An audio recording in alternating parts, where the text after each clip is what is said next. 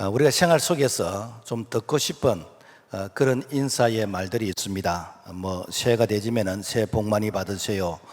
또 건강하세요, 부자 되세요. 이렇게 승진하세요, 만수무강하세요. 아니면은 식사하셨습니까? 아침 잡수셨습니까? 점심 잡수셨습니까? 많은 인사들이 있지만은 이런 인사는 우리가 이 땅에 살아가면서 유효한 인사입니다. 죽고 나서 부자가 무슨 소용이 있으며 죽고 나는데 승진과 출세가 무슨 소용이 있습니까?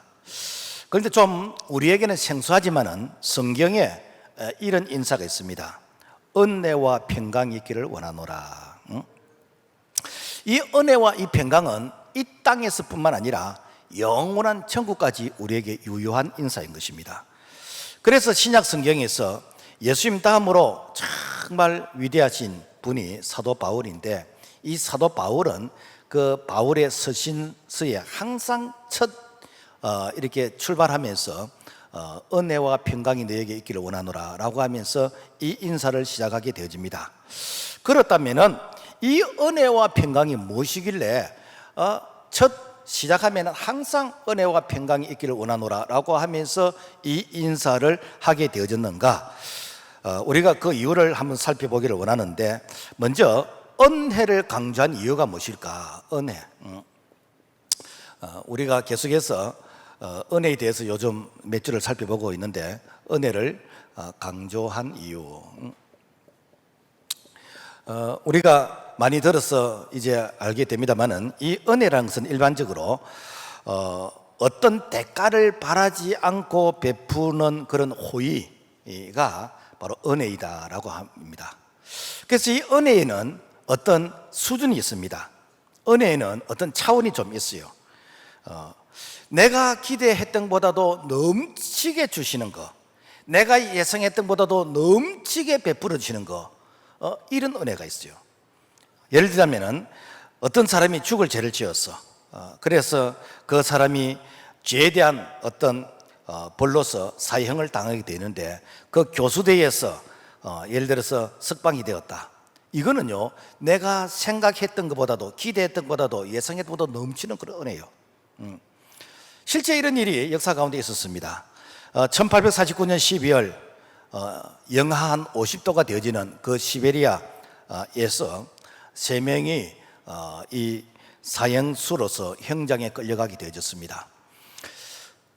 이 사형장에서 앞으로 한 5분 후에는 이제 그 총살형으로 이 세상을 이제 떠나게 되어지는데, 5분이라는 이 시간 동안 자기가 뭘 해야 될 것인가? 한 청년이 5분을 쪼개었습니다. 내가 나와 같이 사형을 당하는 이 동료들과 우리 마지막 작별 인사를 해야 되겠다. 여기에 2분을 쓰기로 하고, 또 내가 살아왔던 그 인생을 한번 뒤돌아보는데 한 2분을 소유하기로 하고, 내가 마지막으로 자연을 한번 감상하고 내가 죽어야 되겠다. 여기에 1분을 쓰기로 했습니다. 그리고는 자기와 같이 사형을 당하는 이 동료들과 마지막 작별의 인사를 하는데 2분을 썼습니다. 이제 3분이 남았습니다. 이 3분이 그야말로 시계의 초침이 째깍째깍째깍 하면서 지나가는데, 그러다 보니까 이 1분이란 이 시간이 그야말로 내가 이렇게 귀중한 시간을 내 생에서 한 번이라도 내가 이렇게 고민해 본 적이 있었는가? 정말 너무너무 1분이 귀해요. 그래서 1분이라도 더 살고 싶다는 그런 간절한 그런 소망이 있는 거예요. 그때에 이 병사들이 실탄을 장전하는 총소리가 이렇게 들립니다. 군에 가신 분들은 탄창을 이렇게 장전할 때 차닥 이렇게 소리가 나는 거예요. 이제 나는 한 1분, 2분 후에 죽는가 보다. 그래서 이 탄창을 장전하고 방아쇠를 당기면 죽는데, 바로 그때에 쫙 멀리서 말발굽 소리가 드는 거예요. 타닥타닥타닥타닥. 그러면서 사형중죄. 밖에서 아마 공개 처형을 하려고 했던가 보죠. 그 사형중죄. 황제가 특사를 내리셨다.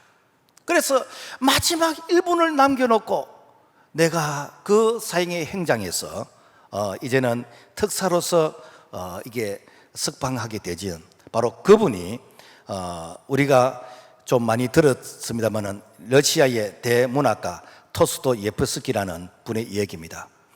28세의 나이로서 그 사형의 1분을 남겨놓고 바로 석방되었던 그분이, 그래서 이분은 정말 그 시간이 얼마나 중요한 것인지, 생명이 얼마나 중요한 것인지에 대해서 자기가 직접 그야말로 체험했기 때문에, 그래서 이분이 아주 유명한 문학의 작품들을 남겼는데 죄와 벌에 대해서, 그리고 카라마조프 형제들, 뭐 기타 등등 참 많은 그런 훌륭한 문학의 작품을 남기게 되어졌습니다. 또 우리가 은혜의 수준이 있는데 이것은 그야말로 보는 자들에게 기쁨을 주고 즐거움을 주고 감동을 주고 그분이 내 곁에 있는 것만으로도 은혜가 되는 것이요. 여러분, 사실 우리가 사랑하는 사람들 평소에 잘 모르잖아요.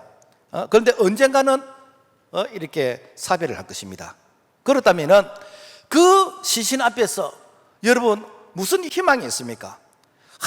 그분이 내 곁에 있은 것만 하더라도 내가 행복이었고 내가 기쁨이었고 즐거움이었고 감동이었는데 우리가 이걸 평소에 잘 모르잖아요. 아니, 안다 한들 언젠가는 우리가 다 사별하게 되어집니다. 자, 그렇다면 오늘 그야말로 우리에게 주어지는 은혜, 아무런 대가를 바라지 않고 우리에게 베풀어지는 호의, 또 내가 기대했던 것보다도 예상했던 것보다도 더 넘치는 그런 은혜 뿐만 아니라 늘 내 곁에서 있어주는, 그야말로 보는 자들부터 감동과 감격과 이 기쁨을 주는 이러한 은혜를 한 몸에 지니고 계신 분이 있다면 누구일까? 바로 그분이 예수 그리스도라는 것이죠. 그분은 우리가 구하는 것보다도 더 넘치도록 주시는 것이에요. 아들이 떡을 달라고 하는데 누가 돌을 주겠으며, 자식이 생선을 달라고 하는데 누가 뱀을 주겠느냐? 하물며 너희가 악할지라도 좋은 것을 자식에게 줄 줄 알거든 너희 하늘 아버지께서 구하는 자에게 성령을 주시지 않겠느냐? 이 성령은 하나님이 우리에게 영으로 임재하셔서 하나님이 도우신다는, 그러니까 창조주 하나님, 우리를 구원하신 하나님, 그분이 우리를 도우시는 것은 여러분 모든 문제 해결 다 되는 것이요. 그분은 우리에게 죽기까지 우리를 사랑하시는 것이요. 뿐만 아니라 우리가 죄 때문에 우리가 영원한 행배를 받아야 되는 것이고, 죄 때문에 우리가 영원한 이 지옥으로 가야 되는데, 그런데 죄는 내가 지었는데 죄에 대한 형벌은 예수 그리스도 그분께서 대신 십자가에서 죽음으로써 죄값을 지불하시고, 누구든지 십자가 예수 그리스도를 믿기만 하면은 멸망하지 않고 영생을 얻게 되는 것, 바로 이것이 무엇입니까? 바로 우리를 죽음에서 구원해 주신 그런 은혜인 것이죠. 뿐만 아니라 그분은 우리에게 늘 기쁨을 주십니다. 우리에게 염려하지 마라, 걱정하지 마라, 두려워하지 말라고 하면서 우리에게 만족과 기쁨을 주십니다. 빌보서 4장 4절 보면은 주 안에서 항상 기뻐라, 내가 다시 말하노니 기뻐라, 아무것도 염려하지 말고 너희의 구할 것을 감사함으로 하나님께 아뢰라. 그리하면 모든 지각에 뛰어난 하나님의 평강이 그리스도 예수 안에서 너희 마음과 생각을 지키시리라. 염려하지 마라, 걱정하지 마라, 내가 너와 영원히 함께 할 것이고 너에게 평강을 주실 것이다 라고 하면서, 그야말로 우리가 이 땅에서 사랑하는 사람은 언젠가는 사별을 하면서 이게 이별의 그날이 있다 할지라도 우리와 함께 하시는 그분은 늘 우리와 함께 하시고 영원히 함께 하시고 우리에게 염려하지 말라고 하시고, 그야말로 우리에게 구하는 것을 넘치게 주시겠다고 약속하신 그분이 바로 예수 그리스도입니다.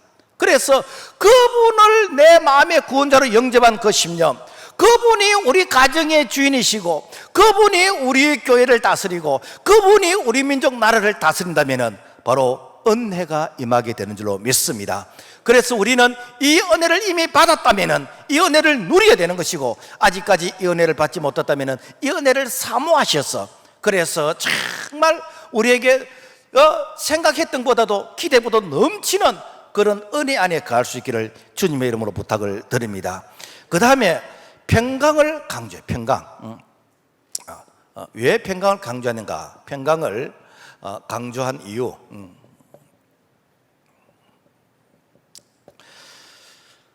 이 평강이라는 이 말은 히브리어로 샬롬입니다. 샬롬. 이 샬롬은 평화, 평안, 이렇게 평강이 어떤 이런 부분들인데, 이 유대인들은 역사적으로 전쟁을 너무 많이 치렀어요. 그래서 우리가 구약 성경에 보면은 그야말로 전쟁의 그런 역사입니다.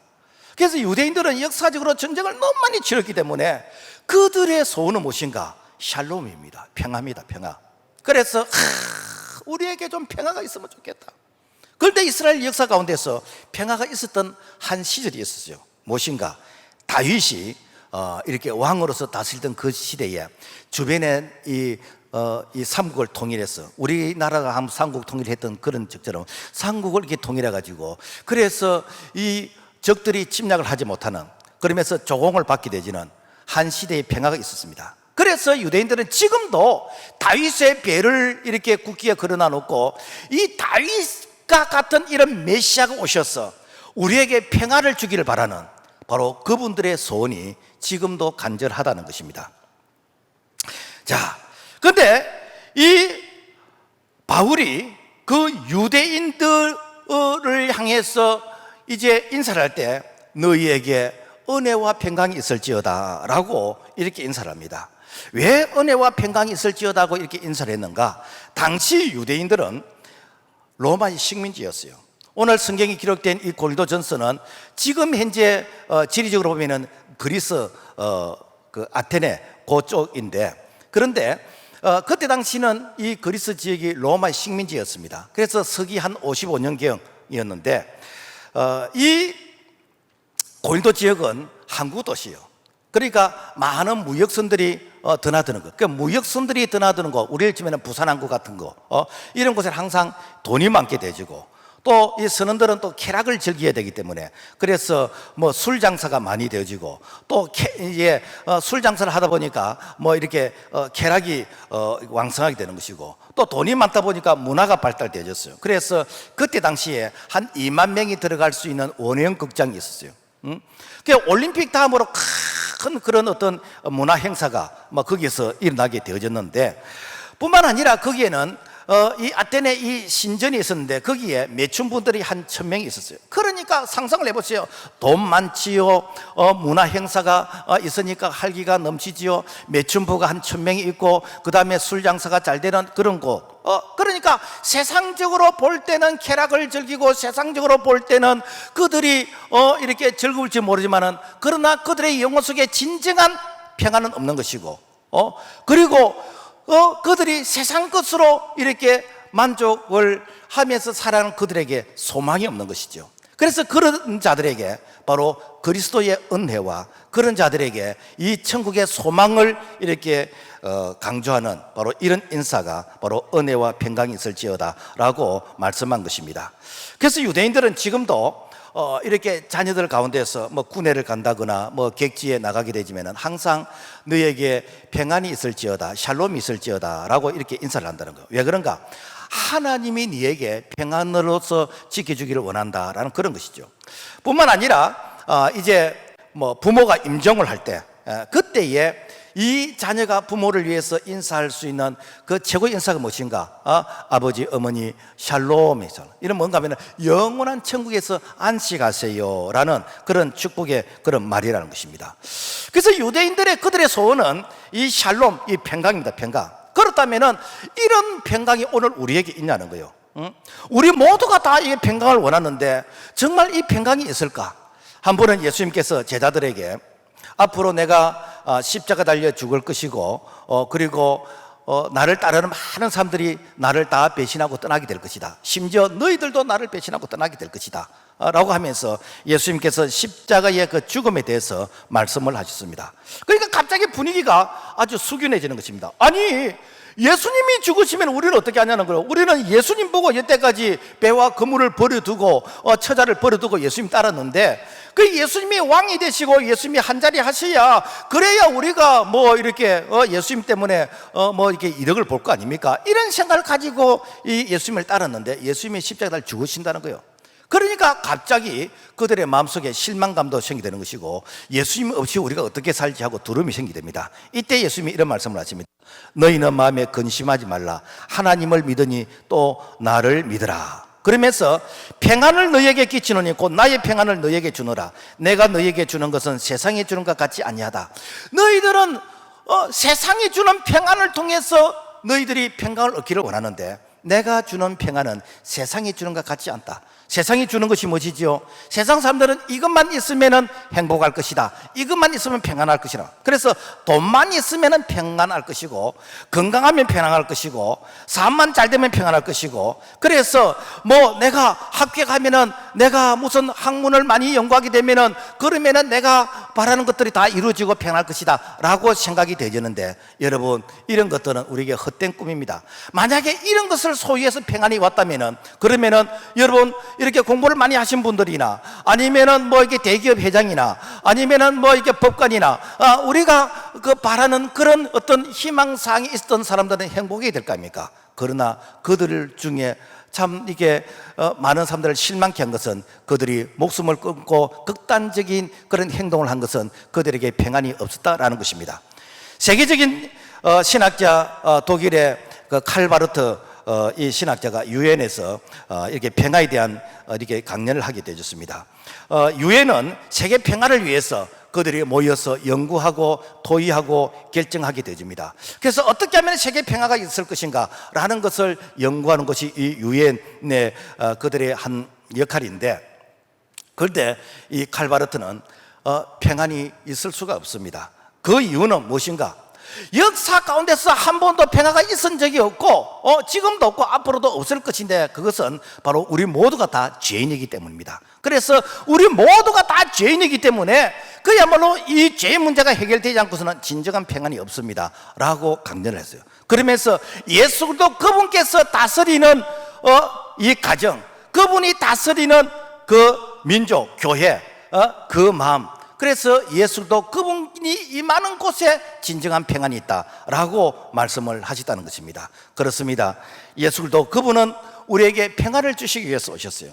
그분은 우리에게 평강을 주시기 위해서 오셨습니다. 그래서 그동안에는 내 방법대로, 내 생각대로 내가 어떤 주인이 되어서 이렇게 하면 될 것이야 라고 했다면, 이제는 예수도 그분이 우리의 가정에, 내 심령의 주인이 되었어서, 그래서 그분이 주시는 평안, 내가 주는 것은 세상이 주는 것 같지 않다고 하셨던 그분의 말씀을 우리가 순종하면서 그분이 주시는 평안을 우리가 누리기를 주님의 이름으로 부탁을 드립니다. 자, 그렇다면은 그 은혜와 평강이 어떤 자에게 임하는가? 은혜와 평강을 받을 수 있는 자, 자, 이 은혜와 이 평강을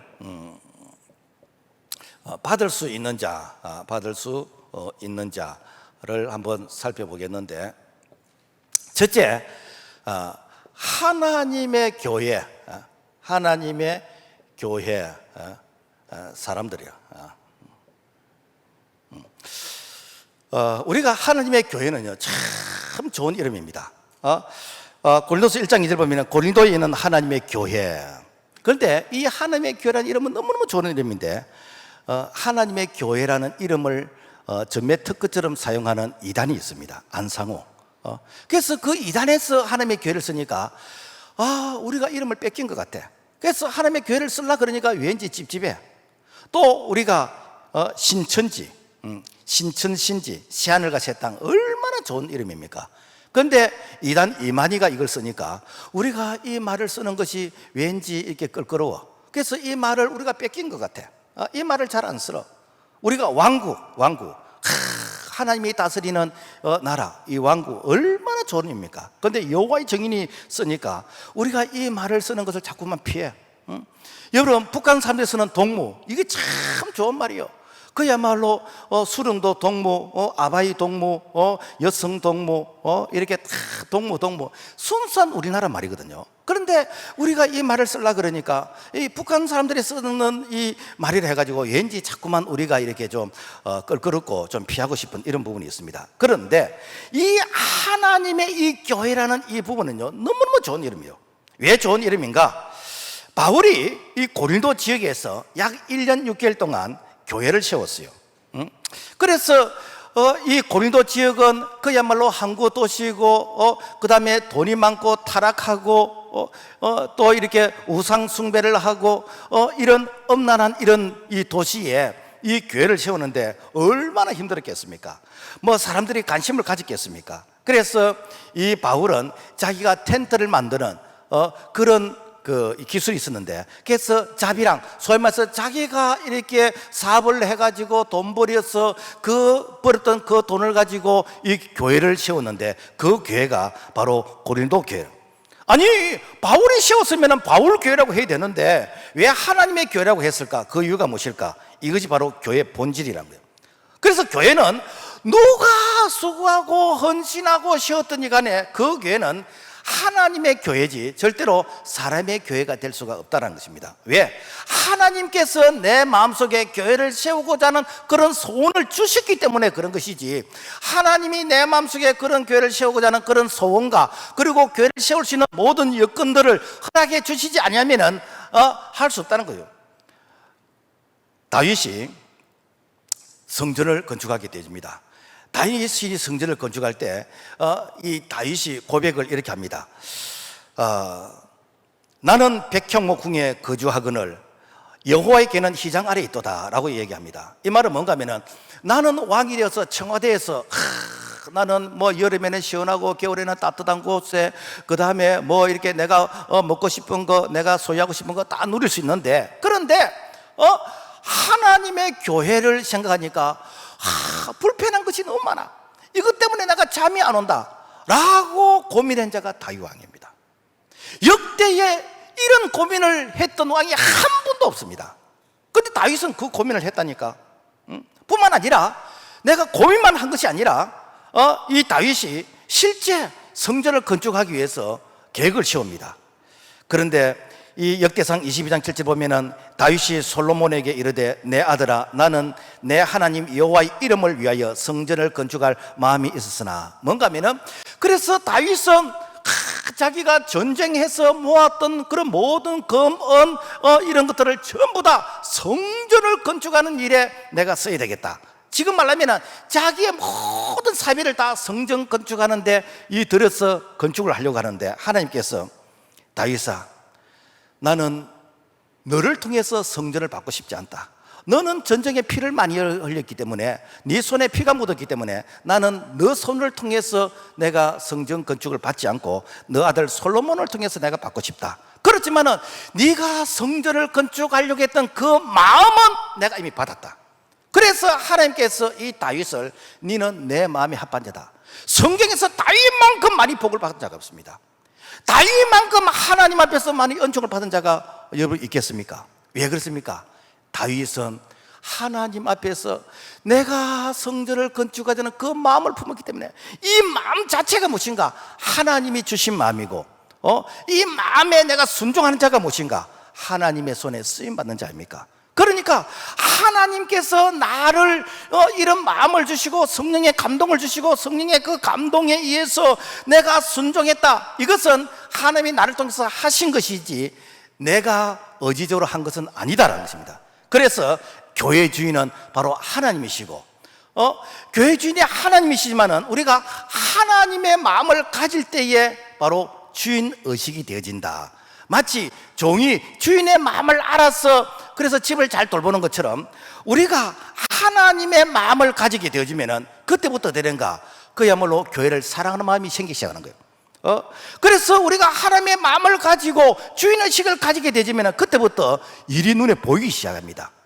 소위 말해서 내가 헌신하고 봉사하고 내가 교회를 섬기는데 이제 일거리가 눈에 보이기 시작하는 거예요. 전에는 내가 이 교회 마당에 휴지가 떨어진 것이 눈에 안 보였어. 왜? 주인의식이 없기 때문에. 그런데 내가 주인의식을 딱 가지고 보니까 마당에 휴지가 떨어졌네. 누군가가 휴지를 주어야 되지 않을까? 그러면 누군가가 주울 것 같으면 내가 먼저 주어야 되겠네. 이런 마음이 드는 거예요. 그런데 손님은 밟고 지나가지 절대로 안 줍습니다. 왜 그런가? 내 눈에 들어오지 않기 때문에. 그래서 하나님은 지금도 우리에게 하나님의 마음을 가진 이런 자, 그런 자에게 하나님께서 은혜와 평강을 주시는 줄로 믿습니다. 그 다음에 은혜 평강을 받을 수 있는 자가 어떤 자인가? 성도라 부르심을 받은 자들. 성도라고 부르심을 받은 자, 부르심을 받은 자.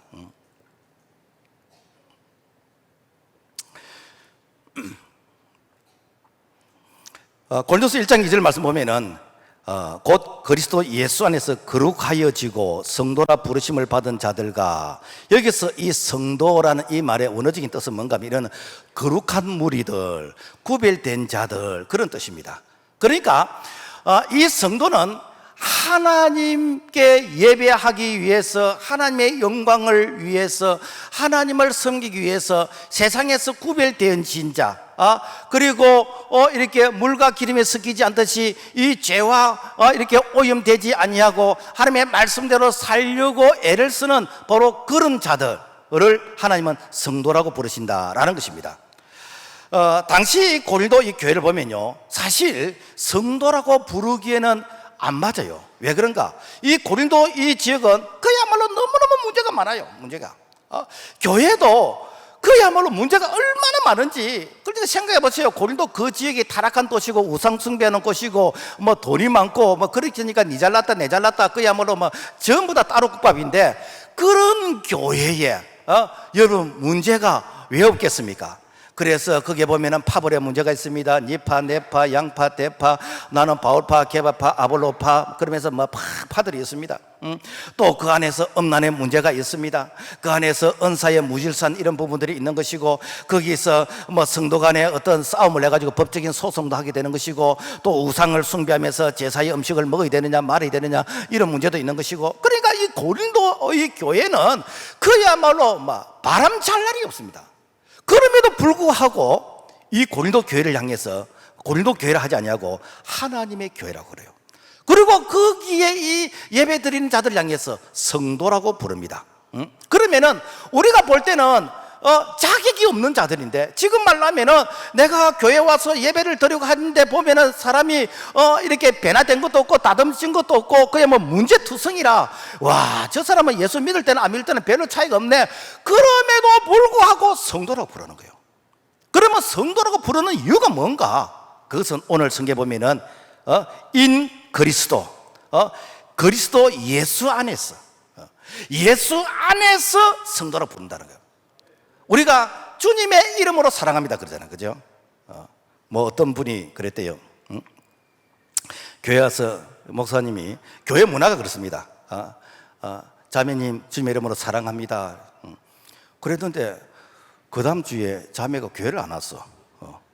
그 왜 안 왔을까? 그 다음 주도 안 왔어. 그래서 전화를 해봤더니, 목사님 저는 아직 준비가 안 돼 있어요.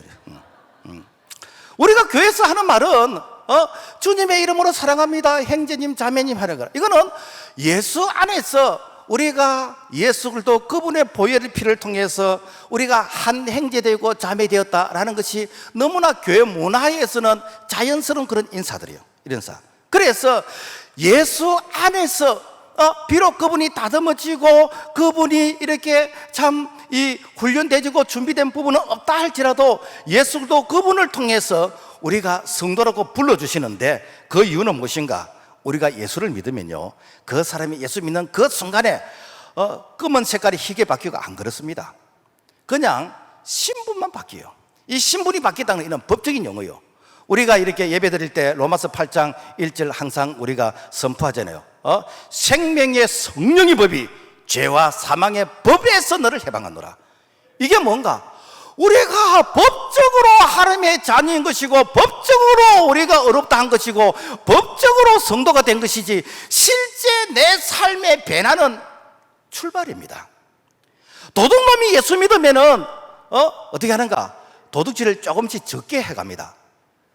그날부터 도둑질 안 하면 얼마나 좋겠습니까? 그런데 그게 잘 안 돼요. 사기꾼이 예수 믿었다. 10번 사기칠 걸 9번 칠 거예요. 그러면서 8번, 7번, 5번. 그래서 사기 치는 것을 점점 줄여가다가 하나님 부르시면 그냥 세상 떠나버린 거예요.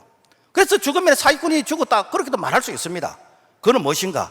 우리가 예수를 믿을 때에 우리의 그 신분의 변화는 법적인 변화지, 우리가 인격적인 변화는 지금부터 점점 변화되어져 가는 것입니다. 그래서 우리 그리스도인들이 예수 믿고 신앙생활을 해가는 것을 마치 공사장에 공사하는 그런 모습이다. 우리가 가끔 뭐 도시에 이 인도를 건너가다 보면은 어떤 이게 빌딩 사이에 뭐 어떤 그 큰 건물을 이렇게 짓습니다. 그러면은 뭐 이렇게 건물을 짓다 보면은 거기에 안전망도 설치하고 뭐 죄송합니다 일본말로 뭐 아시바라 그럽니까? 이게 다리를 해가지고 이게 쭉쭉쭉 좀 안전망도 설치해가지고 그래서 지나가는 사람들이 많이 불편해. 그래서 뭐 이렇게 혹시 위에서 뭐 떨어지는 것이 없는가 뭐 이런 염려도 되어지고 그래서 거기에 이제 소장이 이렇게 합니다. 통행에 불편을 들어서 죄송합니다. 현장 소장백 이렇게 했습니다. 여러분 오늘 우리가 그런 자라니까 오늘 우리가 내가 교회에서 예수 믿고 그래서 직장 생활하고 가정 생활할 때 내 때문에 불편을 느낀 사람 되게 많습니다. 내가 모가 있습니다. 가시가 있습니다. 그야말로 까칠합니다. 아직까지 내가 다듬어진 건 전혀 없어. 내하고 부딪히면은 그 사람이 상처를 입고 그야말로 저 사람 때문에 교회 못 다니겠다. 저 사람 때문에 나는 정말 너무 힘들다 라고 하는데 그러면서 깎이는 거예요. 모가 깎이는 거예요. 그러면서 이 가시가 뽑히는 것이요. 그러면서 되는가 우리가 변화되어져 가는 것입니다. 그래서 변화되어져 가는데 우리가 죽을 때까지 예수 믿어도 예수님처럼 안 되고 내가 죽을 때까지 예수 믿어도 저분처럼 됐으면 좋겠다라고 하는 그 존경스러운 그분처럼 비슷하게는 될 수 있겠지만은 안 될 수도 있습니다. 자, 왜 그런가? 우리가 예수 믿기 전에는요 마치 이스라엘 백성들이 출애굽하는 여정과 똑같습니다. 그래서 보면은 여기가 애굽이에요. 애굽을 지금은 이집트라 그럽니다. 이집트. 그래서 이집트에서 이스라엘 백성들이 약 한 430년 이렇게 종살이를 했어요. 지금 말은 뭔가 하면 세상의 노예로서 세상의 제의 종으로서 세상의 문화에 다스림을 받으면서 그렇게 살았다는 거예요. 그래서 하나님께서 이스라엘 백성들을 자기 힘으로서는 애굽에서 나올 수 없어. 그래서 지도자 모세를 세워가지고 어떠는가 양을 잡아서 양의 피를 문술주 자인방에 발라라. 양의 피가 발려지는 그 집에는 죽음이 지나갈 것이다. 그래서 양을 잡아서 양의 피를 문술주 자인방에 발랐던 그 집은 이게 죽음이 없어. 그러나 그렇지 않은 집에는 죽음이 기대요. 그래서 이 애굽의 바로 왕이 이스라엘 백성들 우리가 데리고 있다는 우리 다 죽겠다. 너 빨리 가라. 이렇게 해가지고 이 애굽에서 나오게 되는데 나올 때 되니까 이게 홍해예요. 홍해는 바다가 붉다라는 그런 뜻인데 그런 밑에 산호가 붉은 산호가 있으니까 붉다는 것이고 그래서 실제 이 홍해의 이 폭은 우리나라 동해에서 서해 한 155마일 정도 되지는 이게 넓은 이런 지역입니다. 그런데 이 바다가 가로막고 있는 것이요. 그러니까 지금을 치면 배를 타고 건너면 되는 것이고 뭐 이렇게 잠수함을 타고 가든지 하면 되는데 그때 당시는 그런 이 도구가 없어. 그럼 바다를 어떻게 건널 것인가? 하나님께서 이 바다에 길을 내셨어. 길을 내셨어. 그래서 이스라엘 백성들이 이 바다를 육지처럼 이렇게 건너게 됩니다. 그래서 이스라엘 백성들은 이렇게 바다를 육지처럼 건너게 되었는데 이스라엘 백성들을 잡기 위해서 애굽의 기마병들이 따라오다가 이 기마병들이 들어왔잖아. 바닷물이 같이 합쳐져 버려가지고 그들이 다 죽었어. 그래서 석유가 많이 나오는 것이요. 그래가지고 이스라엘 백성들이 이 홍해를 건너서 이 홍해를 건넌 걸 갖다가 뭐는가 이걸 세례라 그럽니다. 세례라 그런 거예요. 세례. 그래서 애굽에서 양의 피를 문술 자연방에 발랐던 그 사람들은 이렇게 죽음이 지나갔다. 이걸 갖다가 무엇인가? 이걸 갖다가 구원이라고 구원. 그래서 구원받은 사람들이 세례를 받는 것이요. 그래서 구원받은 사람이 세례를 받은 어딘가? 이게 광야입니다. 광야. 이 광야를 갖다가 뭐는가? 바로 광야교회다. 그래서 이 광야에 나가지고 40년 동안 광야 생활합니다. 그러면은 하나님께서 자기 백성을 출애굽을 하게 할 때에 이 광야에서 살아라고 출애굽을 했느냐? 아닙니다. 목적지가 그러니까 가나안이요. 가나안.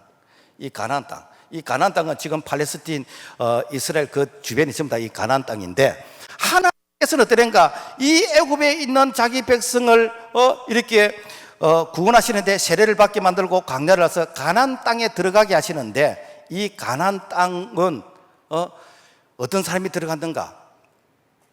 원망하고 불평하고 불신앙의 요소를 가진 사람들은 광야에서 다 죽고, 그리고 이 출애굽 세대 중에서 여호수아 갈렙과 그리고 광야에서 태어난 20세 이하의 사람들만 가나안 땅에 들어갔어.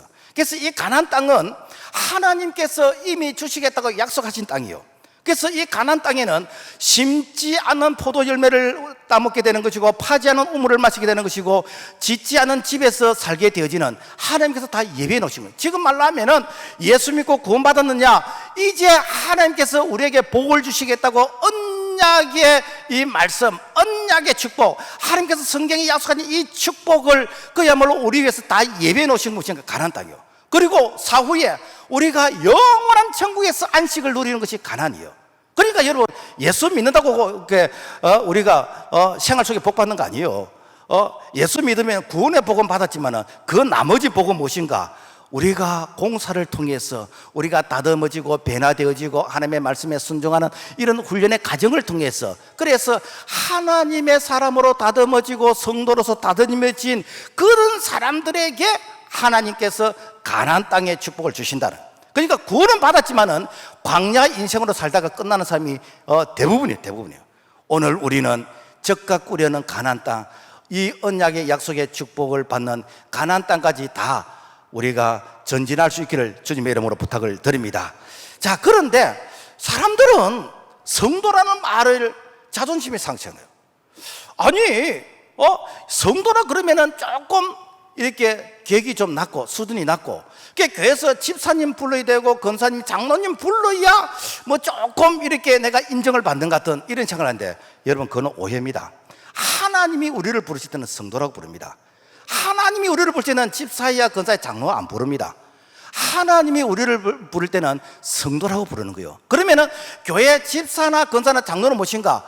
네가 교회에서 책임감을 가지고 봉사하라고 우리에게 딱지를 붙여준 것이에요. 그러니까 봉사해야 될, 헌신해야 될 그런 어떤 사명을 우리에게 그야말로 임명을 해가지고 당신은 무조건 해야 됩니다라는 그런 거룩한 책임감을 가지도록 한 것이 이게 직분이에요. 직분이 계급이 아니라니까. 그러니까 이런 일을 감당하지 않으면 여러분 떼야 됩니다. 그리고 하나님이 우리를 보실 때는 어떠는가? 우리를 성도라고 부르시는 것이지 우리를 직분으로 부르는 게 아니에요. 그래서 이 직분이 내가 뭐 집사 땄다, 집사 내가 매동보응이다, 여러분 그것은 잘못된 생각이요. 베드로서 2장 9절의 말씀에 보면은 그러나 너희는 택하신 족속이요 왕같은 제사장들을 거룩한 나라에 거기 소유된 백성이, 여기서 거룩한 나라에 소유된 백성, 이 말이 뭔가 하면 이것이 성도이다라는 것입니다. 성도. 그러면은 왜 하나님께서 우리를 성도라고 부르신가? 그 이유가 무엇인가? 그 이유는 그의 기이한 빛에 들어가게 하신 이의 아름다운 덕을 선포하게 하십니다. 이 말은 뭔가 하면은 네가 예수 믿고 구원받았느냐? 이제는 네 안에 예수가 산다는 것을 다른 사람에게 보여주라. 전에는 내가 살았어. 전에는 내가 주인이라. 그러니까 모든 것을 내가 고민하고 내가 해결 다 하려고 했어. 그래서 내가 할 수 있을 때는 기쁨이 넘치고, 내가 못하면은 그야말로 죽어야 되느냐 살아야 되느냐 그냥 고민하고 내 인생을 내가 해결하려고 애를 썼는데, 이제는 예수도 그분이 내 안에 사시면서 그분이 나를 통해서 일하시는 것이요. 그래서 그분이 나를 통해서 사신다는 것을 다른 사람에게 보여주라. 이게 무엇인가? 우리가 예수의 작은 자의 삶을 살려고 애를 쓰는 것이요. 우리가 설교 전에 인도의 선다싱 그 동영상 우리가 내용을 우리가 한번 봤는데, 그게 시라라고 합니다. 그래서 히말라야 산맥을 지나가게 되어지는데 두 사람이 길을 걸으면서 그게 눈이 정말 많이 와. 제가 이게 지난 2월 달에 그 네팔에 가보니까 그게 늘 만년설이에요. 늘 눈이 이렇게 쌓이는 것이요. 근데 이 눈길은요, 혼자 걸어도 힘들어. 그런데 가다 보니까 어떤 노인이 쓰러져서 거의 동사 직전에 있어. 자, 갈등이 생깁니다. 이 노인을 살려야 될 것인가? 살린다면은 내가 빨리 못 가는데, 살린다면은 나도 힘든데 어떻게 될 것인가? 한 사람이 나도 힘든데 어떻게 이 노인을, 내가 알지도 못하는 사람, 뭐 이렇게 죽어가는 사람, 내가 말이지 잘못 건드렸다 나중에 오해받을 것인데 라고 하면 그냥 가버렸어. 그런데 한 사람은 그래도 최선을 다해야 되지 않겠느냐 라고 하면서 그 얼어 있는 사람을 등에 업었어요. 덩이 얻고 터벅터벅 걷기 시작합니다. 눈길이 얼마나 힘듭니까? 그러니까 몸에서 땀이 나게 되는 거예요. 그 몸에서 땀이 나니까 자기 체온을 통해서 자기 덩이 엎여 있던 이 노인의 얼었던 이 몸이 이제 녹게 되는 것이요. 그러다 보니까 되는가? 그 체온에 의해서 두 사람이 이제 그 열기에 의해서 그래서 그 노인도 살게 되어지고 이렇게 해가지고 힘들지만은 마을 이제 입구까지 이제 도착하게 되었습니다. 그 마을 입구에 도착했더니 사람들이 웅성웅성하고 이렇게 모였어요. 왜 모였는가 가봤더니 자기가 혼자 살겠다고 먼저 갔던 그 사람이 그야말로 쓰러져서 동사로서 얼어서 죽어 있더라라는 것입니다. 여러분, 오늘 우리 그리스도인들이 우리가 이렇게 봉사활동을 하고 우리가 전도하고 선교하고 우리가 이 선한 일을 하는 게 우리가 뭐 시간이 많습니까? 그렇다고 해서 특별히 돈이 많습니까? 그렇다고 해서 남들보다 뭐 건강이 특별히 많습니까? 그렇지 않아요. 우리도 여러분요 참 다들 바쁩니다. 다들 바듯하게 삽니다.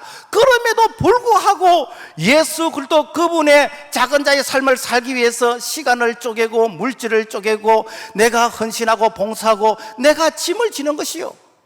내가 이렇게 거룩한 짐을 집니다. 그래서 이 짐을 지고 내가 터벅터벅 걸어가는 것입니다. 그 자가 믿음으로서 성공할 수 있는 자예요. 오늘 많은 사람들이 짐을 못 씁니다. 많은 사람이 짐을 안 지려고 그래요. 내가 교회 발을 담그면은 그때부터 내가 시간 뺏기고 내가 이렇게 만설 뺏긴다 생각하고 짐을 안 지려고 그래요.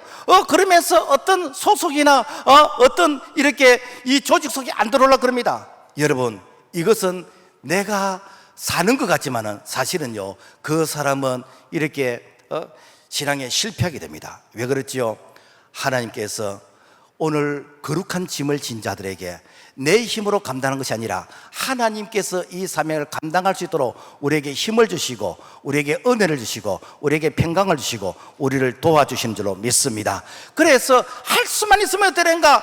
내가 많은 짐을 지어야 돼. 그래서 내 때문에 옆에 사람이 살고 그래서 더불어 살게 되어지는 바로 이러한 모습이 오늘 그리스도의 향기가 되는 것이고 이런 자의 모습이 오늘 복음의 편지의 삶을 살게 되는 줄로 믿습니다. 그 다음에 누가 은혜와 평강을 받을 수 있는가? 세 번째는 예수 그리스도 이름을 부르는 자. 예수 그리스도의 이름을 부르는 자. 이름을 부르는 자.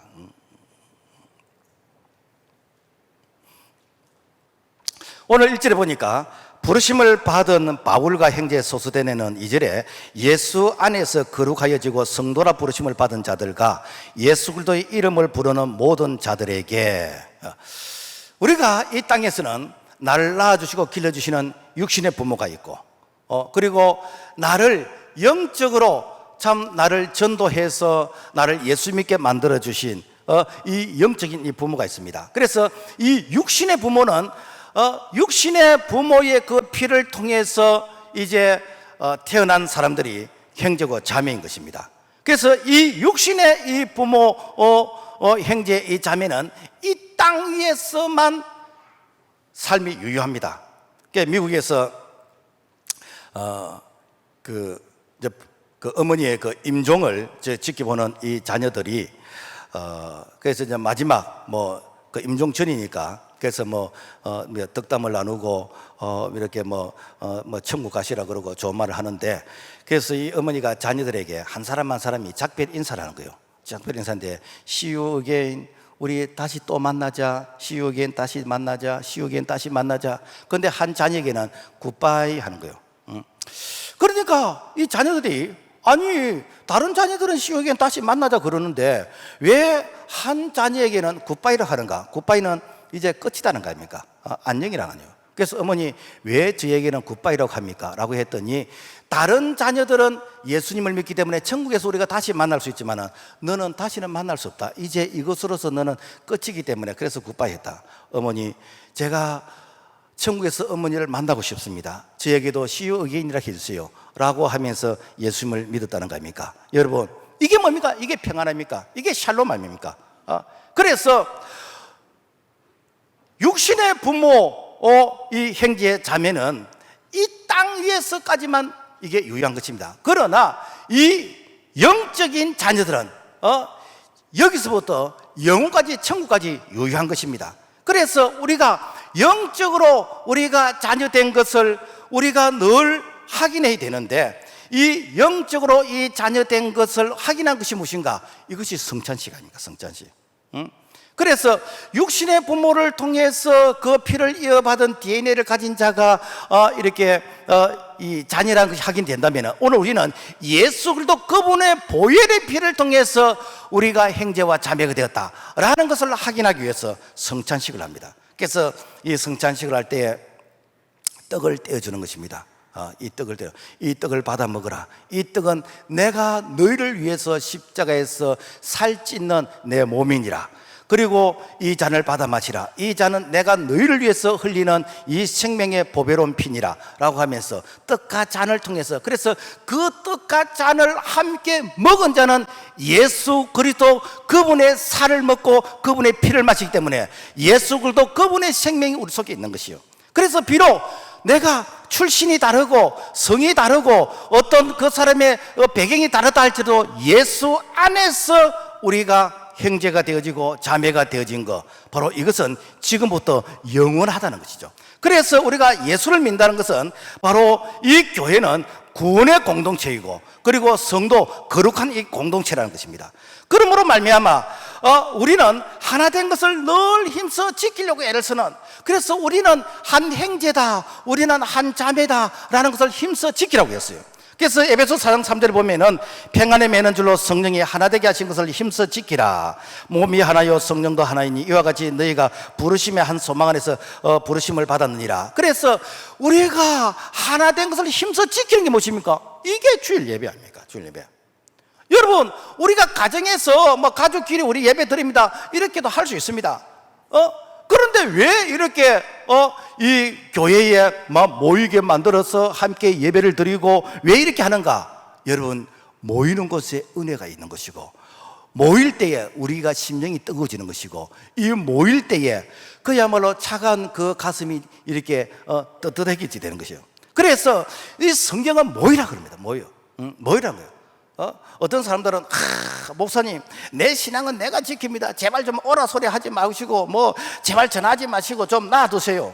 여러분, 요즘은 그 하루에 그 숯불을 구경할 기회가 좀 적습니다만은, 이 하루에 숯불을 다 모아놓으면요, 겨울에 방안이 떳떳합니다. 그런데 이 하루에 숯불을 마당에다 이게 흩어놔 버리면요, 금방 식어버립니다.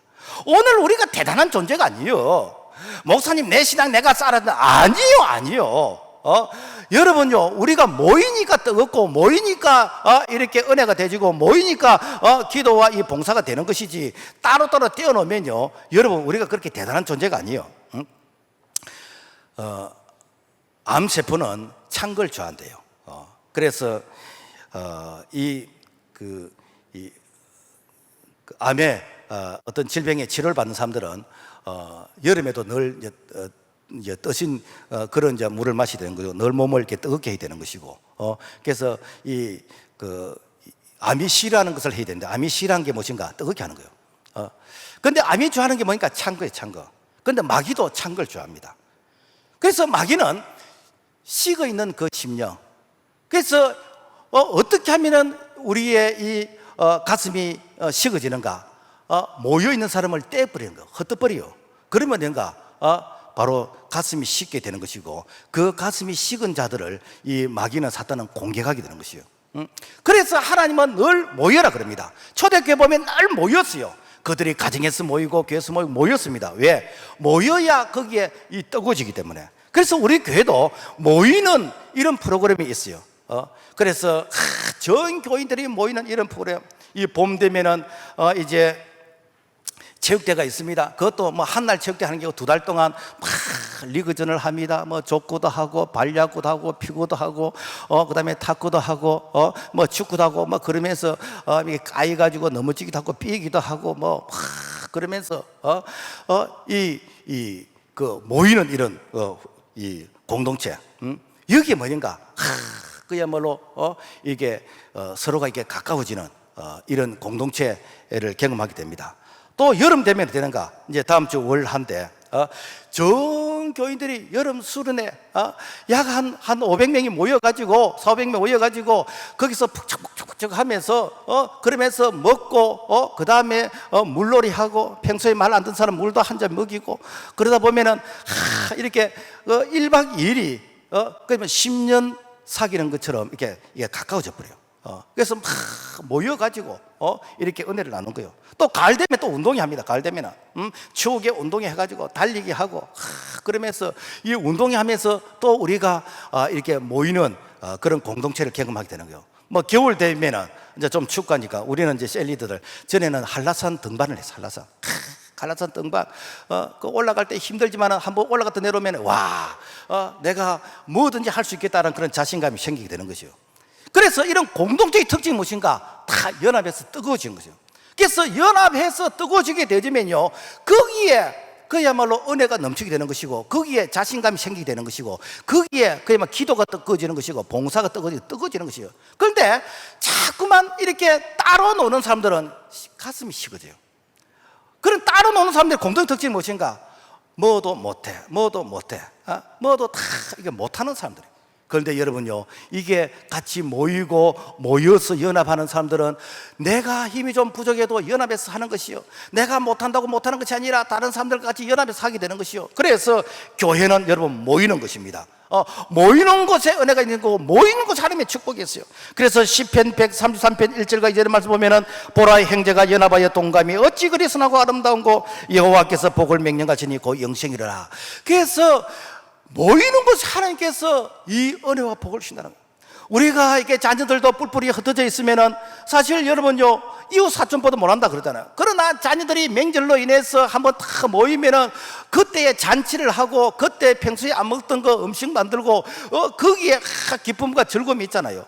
마찬가지로 우리 하나님께서도 자녀들이 모여서 예배드리고 모여서 그야말로 이렇게 봉사하는 거, 하나님이 그걸 기뻐하신다. 그래, 그런 자들에게 어떻게 하시는가? 여호와께서 복을 명령하시나니 곧 영생이로다 라고 했습니다. 여러분, 은혜와 평강이 오늘 우리 개인, 우리 가정, 우리 교회, 우리 민족에게 임하기를 주님의 이름으로 부탁을 드립니다. 그래서 이 은혜와 평강은 이 땅에서도 우리가 누리게 될 축복인 것이고, 그리고 영원한 천국까지 우리에게 이 은혜와 평강이 주어지는데, 우리가 일평생 동안 이 은혜와 평강이 우리 가운데 임할 수 있기를 주님의 이름으로 부탁을 드립니다. 주님 감사합니다.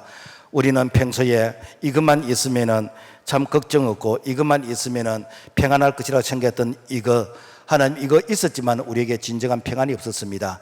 이제는 내가 세상에 주는 것 같지 않다고 했는데, 우리 예수님께서 우리 가정의 주인 되시고, 우리 예수님께서 내 인생의 주인 되셔서 우리 예수님께서 은혜 주시고 평강을 주시는 예수 안에서 영육간의 풍성한 복을 누릴 수 있는 참으로 복 있는 자의 삶을 걸어갈 수 있도록 도와주시옵소서.